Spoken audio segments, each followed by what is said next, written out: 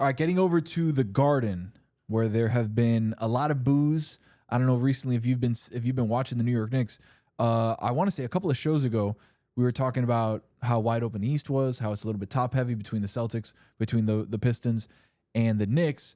And I remember looking at the standings saying, all right, the Knicks are 23-9, having a good start to the season. Since that point, the Knicks have gone 3-9 in their last 12 games. How about that? Their defense has been abysmal. Their offense has not been great whatsoever.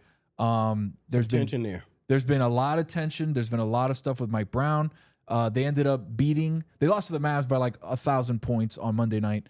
They end up beating the Brooklyn Nets 120-66, the biggest win, the margin of victory for the Knicks in their franchise history. So at least they bounced back from that against Brooklyn, who's terrible. But Katie, I wanted to get your thoughts on what's going on in New York, because we see this team. This is a team that went to the Eastern Conference Finals last year. They're led by one of the best guards in the NBA. They make a coaching change that we thought was maybe a little premature when Thibodeau gets you to the conference finals. A bounce shot that went over the backboard and in from maybe making it to the finals if Indiana doesn't win that game. You fire them, you get Mike Brown in, and the season started on a good foot, but now we're looking at this Knicks team being like, there's something going on here, because offensively they're just not what they were built to be. Yeah, I was concerned even when they were rolling early in the season. I was concerned because Cat is one of those players, man, his body language, you can read it very easily. And I know people make fun of him a lot of times by some of his, antics and gestures and things like that. But, to me at this point, man, like, Cat, you've been a perennial all-star. Like, you've made max contracts. At some point, it has to become about winning. And look, I'm not playing right now. I coached, 3 years ago in the NBA, and most players in the league don't see Cat as a dog. They literally don't see him as a dog. And that New York crowd, man, they're a tough crowd. When you get a new coach and it's a new system and he's asking you to adjust your game, if you don't truly buy into it, subconsciously your game will come out negatively, because you're not, like, you feel like he's not playing you the way that you should be utilized. The goal should be to win. You've already gotten paid. You're in New York. You're playing in your backyard. Obviously, for me, I don't think Cat is a soft man. Like, any man who can endure, and make it to the NBA and, have this kind of success is not soft. Anybody who loses a parent or a loved one and still continues to push forward and go play is not a soft man. But mentally and giving yourself to the team, I don't think he's doing that. There's things that he could be doing better on the defensive end. Big time. There's things that he could be, buy into more with their offensive schemes. And I don't want to place all the blame on Cat, but he's a max player. So that's who we judge first. Brunson, we're not talking about him, right? Because there's some deficiencies in his game on the defensive end, but he's going to go. He's going to play through injuries, all those different things. And so for me, I think Cat needs to look in the mirror. Minnesota got rid of you, bro, like on a year where you averaged like 25 and 13, and they said that, like, you know what, that isn't enough. We need something else. And look who they traded you for, right? You traded for Julius Randle, who was kind of the same player, just in New York, and then you swapped players. Yeah. And they play differently, and Jules is more of a banger and things like that. To me, he's got a little bit more aggression. Cat has a skill set that most people don't have at that height. And he's not buying in.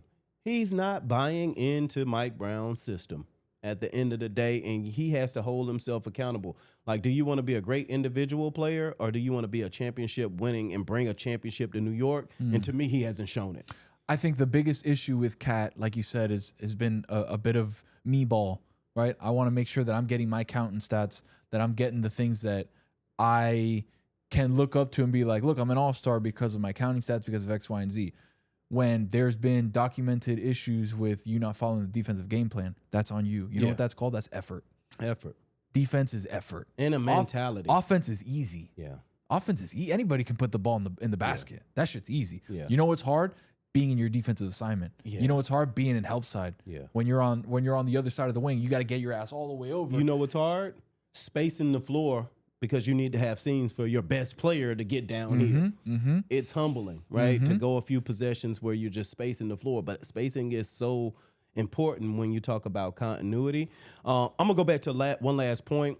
this is why like the OGs in the game are being missed so much, right? Because like you look at like DeAndre Jordan and like Zion and kind of like, you know, him coming back. Sometimes like in some of the OGs who have that like professional mentality, who can talk to you straight, who can correct you, who can hold you accountable, they help the coach so much. And the game has gone away from the OGs in the game. And superstar players need OGs to build them up, to hold them accountable, to challenge them, sometimes to be able to, you know, have confrontation with them where a lot of the younger players can't do it. Yeah. And so I think Cat is missing, you know, the quote unquote like Kevin Garnett experience at this point in his career. And he's not getting some of the bigger picture opportunities. He's leaving them on the table. It just feels like something is going on in that locker room where you're gonna have a 12-game stretch of you going 3-9. And T-Mac and Vince Carter were talking about it on the broadcast. They were saying this is an effort issue. I think they were getting outscored 27-2 on fast break points. It's like it's just an effort issue. And is it a thing of Mike Brown is not being listened to? Is it a byproduct of some sort of fracture in that locker room not buying into the system? Is it a Mike Brown thing? Like something's got to give there. But it just feels like the Knicks were rolling at a certain point, and then Bridges hasn't been that good. Like he needs to step up and play better. Brunson's been out a couple games. Josh Hart's been in and out of the lineup. Mitchell Robinson's been in and out of the lineup. But this is the NBA. Yeah, like people are going to get hurt no matter what. Like Mm-hmm. everybody's hurt at some point or another in the season. And it feels like if you're a max player, if you're a guy who is the second best player on your team, you need to act like it. And you need to take that mantle of, all right, I'm going to buy in, because if you are not a max player and you see me slacking, you see me not making my defensive assignments, you think it's okay now. Yeah. Cat, you're better than this. At the end of the day, you're better than this. Like, lock in. There's not too many bigs who can stretch the floor. He's like the best shooting big that we've ever seen at that size. You're gifted offensively. If you don't give yourself to the game holistically, you know what I mean? Like in your post career, you're going to be held accountable, and you're going to look back and say, damn, I could have done more. Yeah. I could have given myself more to the team. Facts. And why not New York? Why not now? This is Why not everything Mount is right in Brown? front of you. It's right here. You got the East is wide open. Go get it. If he were to lock in and play defense, They can make it to the championship. come on. They really can. And I know it's going to be a tough task against whoever comes out of the West, but like you got a shot. If Yeah. you buy into what the system is and you buy into playing defense, you guys got a shot. They do. It's just you got to man up. Tighten up, champ. You Come got on, this. baby.